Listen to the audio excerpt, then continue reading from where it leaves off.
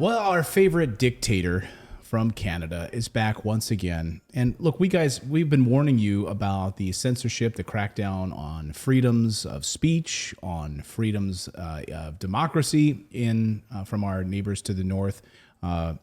Justin Trudeau warned about slippage just a few weeks ago when he was in Belgium. Well, now Canada's internet censorship bill is now moving forward and is about to be discussed by Parliament. And this is a major slap towards internet censorship. Right. So the bill would prioritize certain kinds of speech while also saying it will disallow other kinds of speech. Well, okay, maybe you would be okay with that because not all speech is protected speech, right? There are certain kinds of speech that incite violence that are not protected. Famously, you can't yell fire in a crowded room. When we say free speech, we always have sort of an asterisk about certain speech. But the Canadian government did not allow free speech more recently during the Canadian uprising against vaccine mandates. Justin Trudeau says that the Canadian trucker envoy was because of disinformation, because people were not getting the right information about the vaccines and were using it to spread protest. And because of that, the government decided to shut them down and not listen, right? Well, most world leaders thought that that was pretty heinous when he was in Europe recently. He was asked to stand for that and sort of called out for being a dictator. But his government and his administration seems willing to go forward and say, well, we still think that there is speech we need to tamp down on. And this is ideologically so disturbing because it continues a trend, right, of shutting down any kind of speech that the government doesn't like. And the government has a really clever way of sort of making you think that this speech is unacceptable because of your values, because of publicly held values, right? But it then used this to give the Canadian government, gave itself all sorts of power with this sort of excuse. So the bill is called Bill C-11, otherwise known as the Internet Censorship Bill, and it's now in its final stages. And those opposed to the bill are calling on Canadians to contact their MPs to ask them to vote against this legislation, which, if passed, is likely to make radical changes to the way Canadians are allowed to express themselves online and what content they will be permitted to access. Now, didn't Justin Trudeau just warn us about slippage about democracies? Yes. Here he is. He didn't mean for himself. No, not for his country. Other countries, but not for Canada. We've come to a moment that, quite frankly, we've seen coming over the past years. Yeah, we have. We've talked about it in the news, not just about Ukraine, but about democracies around the world. We've come to a moment that, quite frankly... Yeah, we have actually talked about that. Yes.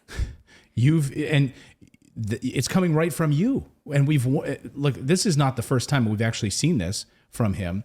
The crackdown on social media last year from the Canadian government, from the Justin Trudeau administration, the clampdown on what kinds of things can be shared on social media. Specifically as they related to COVID. Right. So you're not allowed to talk about it.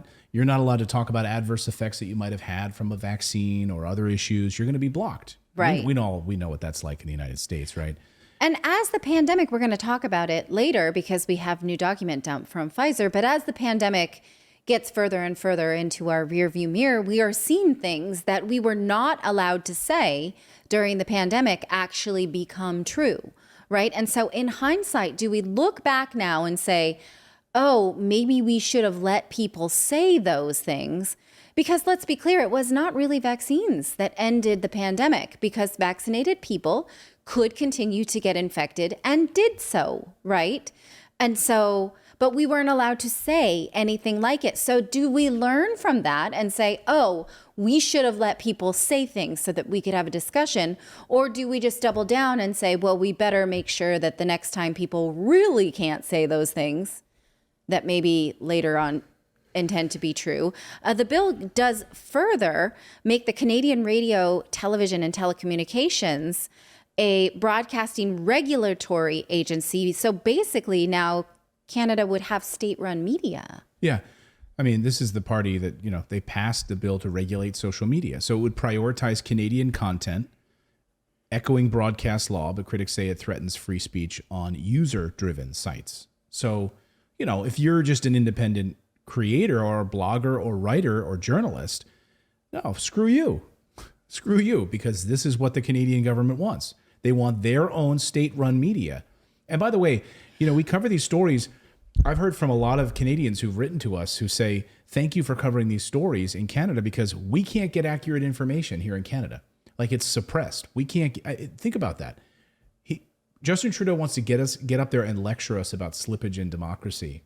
And yet that country, people can't log on and actually get accurate information about their own government because it's being blocked and suppressed. You think of this, they're going to use this term hate speech, right, to censor out anything, but then hate is such a subjective word, right? It doesn't have to necessarily be hateful. You can say that questioning the vaccine is hateful because you could call it selfish, right? You won't get vaccinated because you're not thinking of other people when ...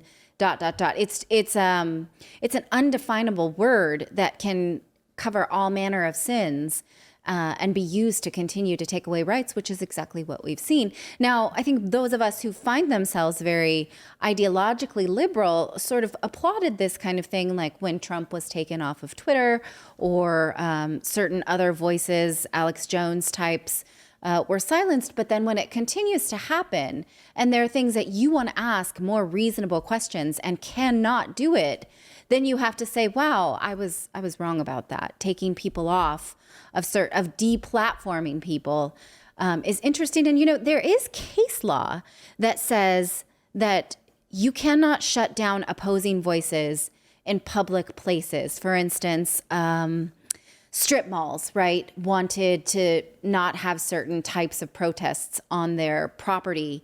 And the government has ruled that you can't remove protests from public places just because you don't like what they have to say. Well, then why does that apply to online spaces when this is increasingly the place that we gather? Right. Well, and as people are pointing out in the chat, yes, the United States has the same issue. So yes, absolutely. Two wrongs don't make a right here, right, at all. I mean, in the United States, if you want to access other news sources right now during this Ukrainian war, good luck. Good luck finding it again. Connect to server, can't connect to server, just trying to go to rt.com because, Safari can't connect because it's being blocked. Right. Right. And again, so who's to decide what is right speech and wrong speech? As someone in the chat said, hate speech is subjective. Yeah, it is subjective. Like who's to say? Well, that's why Donald Trump is such a tricky one, right? Because you can say that he said a lot of things that you don't like, but he should have the right to say things you don't like. The question is, what were his words inciting violence? That is something you absolutely cannot do. And that is what the January 6th committee, in my opinion, is doing a terrible job of getting to the bottom of. But there should be some question of whether or not he just was obnoxious or violent, right? That's what has not been decided yet.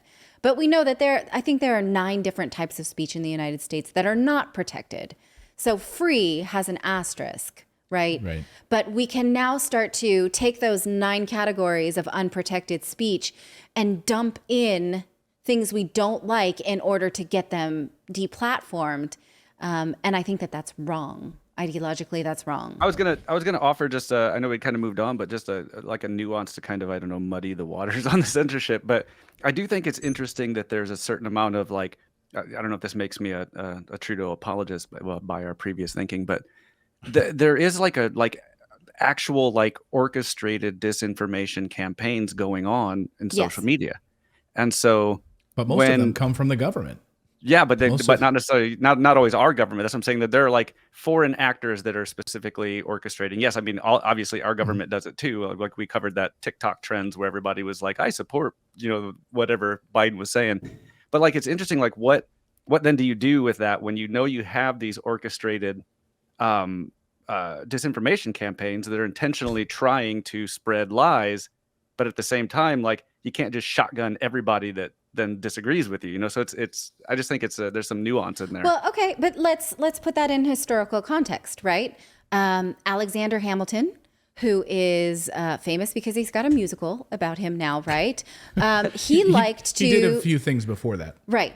But he liked to write down his own derision of the truth and pass it out in pamphlets, right? They also used partisan press as early as the founding fathers, and it was allowed to say whatever kind of shit you wanted to back then and just publish newspapers. And they were also disinformation campaigns. Right. And I think that media theorists would tell you that in an open circle of information, the truth will automatically rise to the top. Who is that? John Milton, I think, right?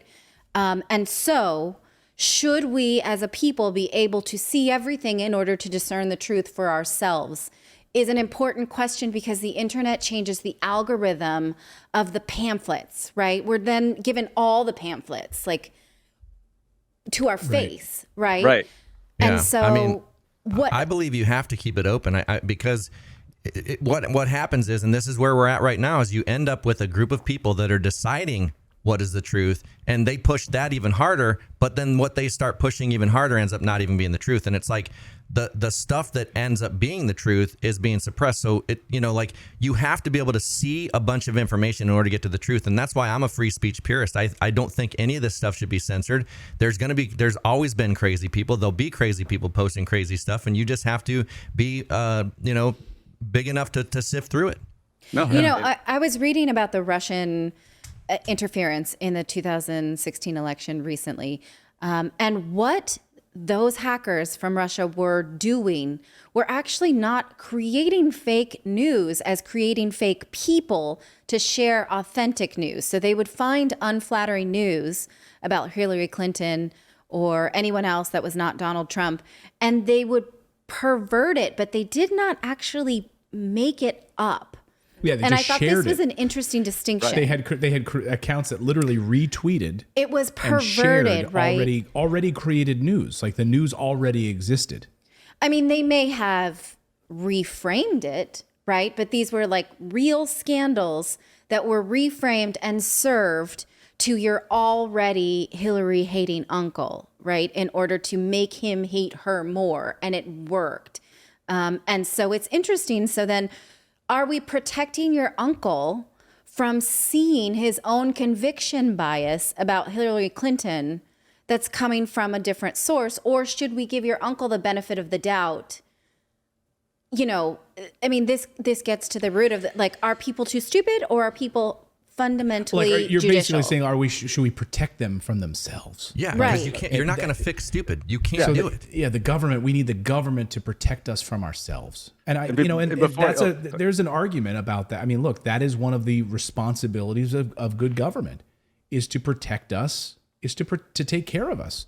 So are we so stupid then that we need government to baby us, to like the same way they'd fix a pothole on our street because we might fall in it? What is your response to that, Philip? Oh, I was just gonna say before I get a whole bunch of hate from people watching like the replay or whatnot. Like I'm absolutely a free speech purist as well. Like, I believe everything should be out there. I'm not saying that it shouldn't. I just thought it was an interesting viewpoint, that because that's sort of how they frame it. Like, well, we have to save you from these foreign actors, but then everybody ends up in the same blast radius. Well, and Yeah. here a big problem is you have the mainstream media that people are supposed to be able to get some form of fact from, right? But they can't do that. So you look at Russell Brand, you look at this show, you look at other people that they kind of rise to the top as the truth tellers, as the people that are questioning the mainstream narrative or the main narrative. And so people are so desperate to find that truth. But what's happening now is those truth tellers like Russell Brand, like Aaron Mate, like Max Blumenthal, those guys are being suppressed more and more. And so it's like your government is trying to, to decide what they want you to think is truth. So if they are trying to stop any groups from doing that, it's because they want control of the narrative. And that's the only reason they would ever try to stop it, because the truth does rise to the top. You look at how popular those guys are right now. Yeah, I mean, at least there's encouragement there. You have these news organizations, these media organizations that come out of the dust, right? Like Rumble, this Truth Social, Trump's Truth Social, right? And then, like, in the terms of service for Truth Social, like you can basically, it's free speech, right? But you just can't talk badly about the company. You can't talk badly about Truth Social. So it's like, okay, Rumble's fine right now, Right. now. Like, okay, give it a year, right? Pinterest was fine. Give it a year. TikTok was fine. Give it a year. But these are the platforms on which people participate in society now. Some people make their livelihood on it. A lot of people make their livelihood on the internet. So we're saying if you say something like there exists man and woman, you can be deplatformed from your livelihood, right? Right. Or removed from the social conversation, right? And because saying things like that can be construed as hate speech in this day and age, right? Because we cannot have a discussion about a spectrum of gender any longer, right? Without risking getting people in these trap doors now that we say is encapsulating hate speech. And it's increasingly concerning how much we will then just shove someone down the trap door rather than have the conversation.